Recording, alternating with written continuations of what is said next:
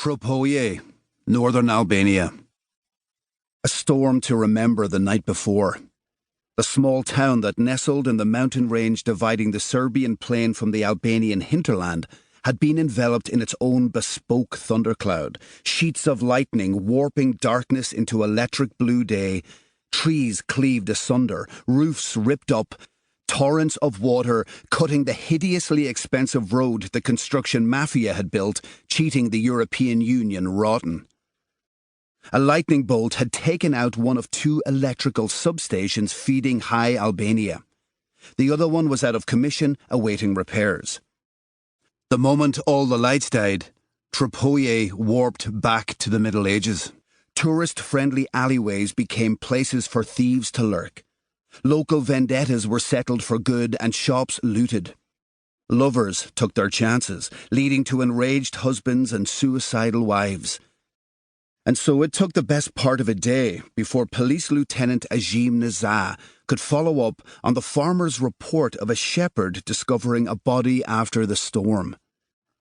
Ajim was in his 30s, a thin, diffident man, dark-haired, clean-shaven, not unhandsome, in stature short for Europe, tall for malnourished Tropoje, a slight cast in one eye.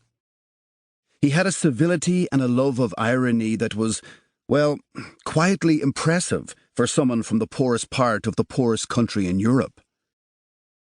The farmer had said the body was high up in the mountains. High up wasn't the half of it.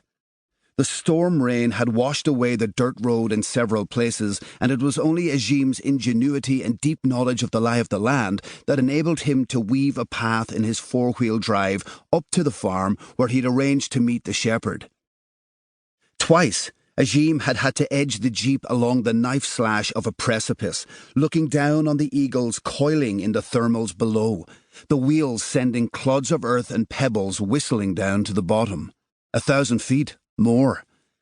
It was towards the end of the afternoon when he got to the farmer's shack. The storm had cleared the air and the breeze carried with it the scent of pine. The view was extraordinarily beautiful. Even though it was high summer, mountains capped with snow charged towards the eye, black patched with white like a herd of piebald ponies. Above them, fantastic whirls of cumulonimbus clouds soaring into an intensely blue sky.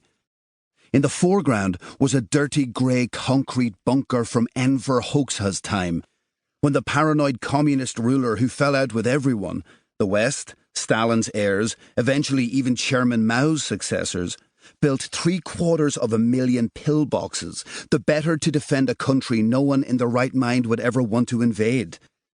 Mussolini, who did so, was not in his right mind.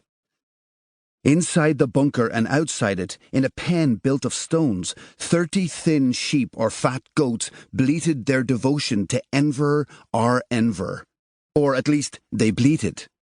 The farmer, a white-haired peasant, tough, lean, and so old people said that he could remember the time before Enver, made it clear that he was just the messenger.